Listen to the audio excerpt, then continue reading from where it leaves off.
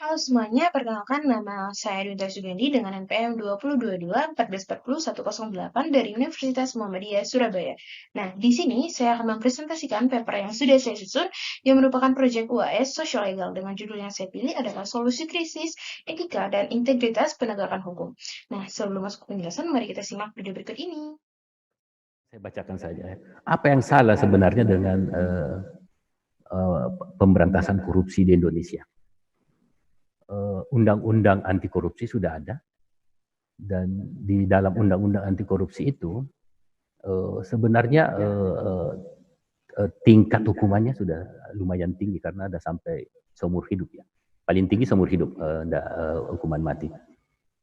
Tapi sepanjang yang kita dengar dalam kasus-kasus korupsi, pasal ini tuntutan, jangankan putusan ya, tuntutan pun mungkin belum pernah ada kasus di mana seorang koruptor itu dituntut dengan hukuman seumur hidup.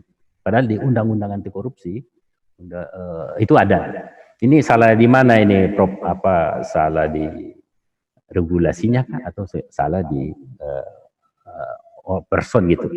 Itu pertanyaan untuk Prof. Dul. Silakan Prof. Nanti berikutnya ke Cak Nanto.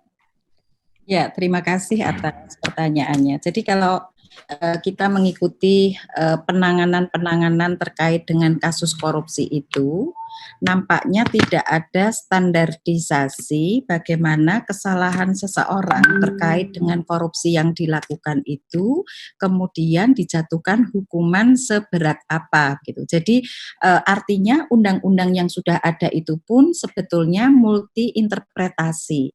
Karena apa? Karena penegak hukum itu tidak memiliki keberanian yang absolut begitu untuk menjatuhkan hukuman terhadap pelaku korupsi.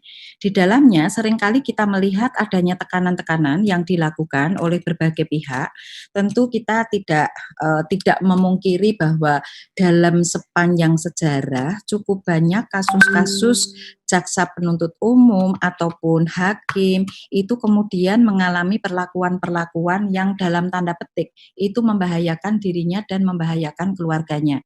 Dan itu diduga adalah dilakukan oleh kroni-kroni dari orang yang diduga terkena kasus korupsi. Jadi kalau yang saya lihat adalah belum adanya konsistensi penanganan terhadap pelaku korupsi, dan kemudian yang kedua adalah kurang berani, Mas. Jadi saya melihat nampaknya di Indonesia itu belum ada jaminan keamanan bagi orang-orang yang menegakkan persoalan korupsi.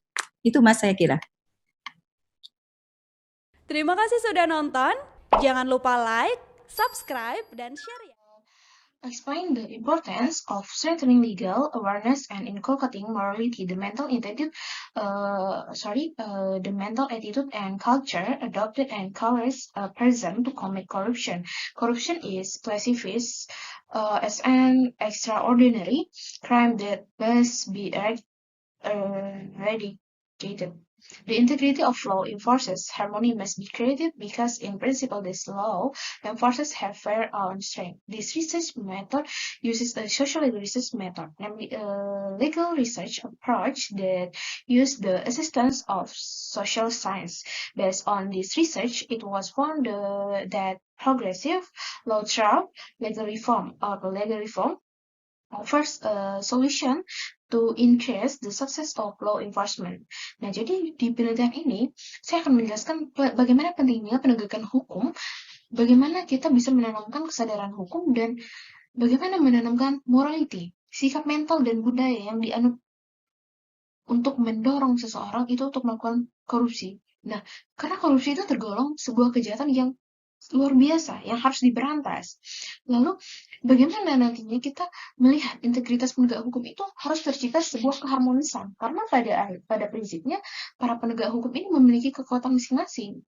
Nah, di dalam penelitian ini menggunakan metode penelitian sosial legal, yaitu pendekatan penelitian ilmu hukum yang menggunakan bantuan ilmu-ilmu sosial. Nah, berdasarkan penelitian ini nanti akan ditemukan bahwa hukum progresif itu dia melalui pembaharuan hukum, melalui pembaharuan undang-undang atau law reform, itu akan menawarkan bagaimana solusi peningkatan keberhasilan penegakan hukum.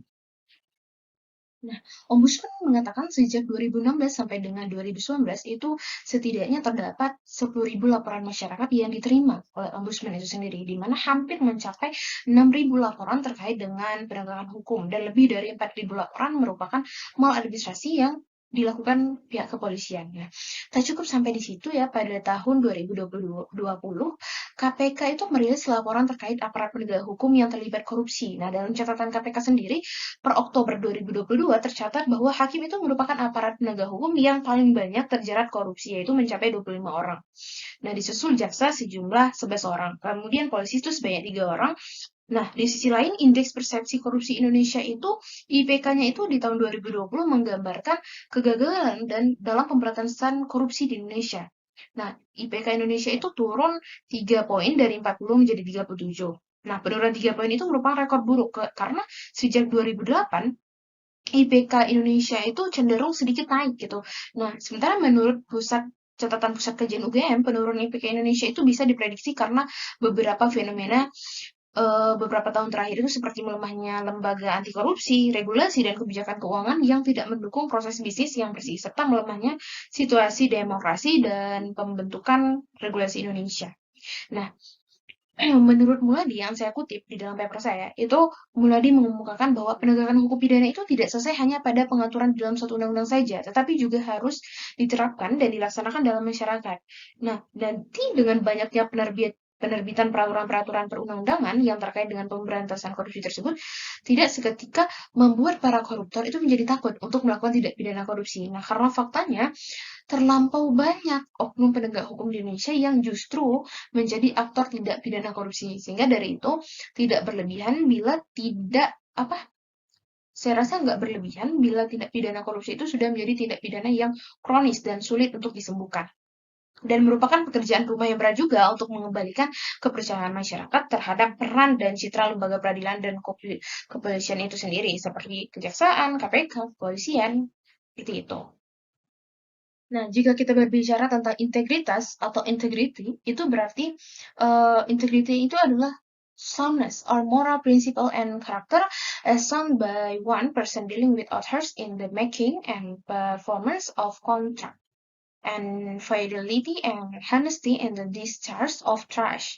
Nah, jadi menurut Sujan Skato berpendapat bahwa masalah pokok dari penegakan hukum itu sebenarnya terletak pada faktor-faktor yang mempengaruhi, seperti faktor hukum yang mempengaruhi kelemahan peraturan perundang-undangan, terus faktor penegak hukum itu mempengaruhi sehingga kurangnya transparansi lembaga eksekutif dan legislatif terhadap berbagai penyimpangan dalam pengelolaan keuangan negara. Lalu juga ada faktor sarana atau fasilitas yang mendukung penegakan hukum, sehingga integritas moral aparat penegak hukum itu serta ketersediaan sarana dan prasarana penunjang keberhasilan mereka dalam melakukan upaya pemberantasan korupsi juga tergolong ke dalam faktor sarana atau fasilitas ini. Lalu masyarakat dan kebudayaannya, di mana masyarakat itu telah memandang korupsi itu sebagai sesuatu hal yang lazim. Gitu.